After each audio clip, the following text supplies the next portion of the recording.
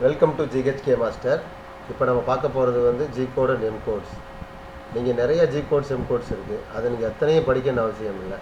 இப்போ இதில் போட்டிருக்கேன் G கோடு 33 இருக்குது, M கோடு 13 இருக்குது. இதை மட்டும் நீங்கள் வந்து படிச்சிட்டிங்கன்னா போதும், உங்களுக்கு ப்ரோக்ராம் எழுதுறதுக்கோ ரீட் பண்ணுறதுக்கோ ரொம்ப யூஸ்ஃபுல்லாக இருக்கும்.